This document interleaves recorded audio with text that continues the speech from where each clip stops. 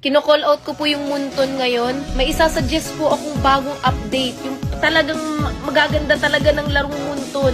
Tanggalin nyo po yung mga bobo! Tanggalin nyo! Hindi kami makaangat-angat dahil sa mga yan! Gugus pawis, no? Ilang oras pa magkukunin para sa iisang star? Naiinis na ako ha? Yung isang star, 30 minutes dahil sa mga bobo kakampi! Sana naman magkaroon po ng update. Yung update na pipili ka na lang kakampi, yung kakamping malalakas.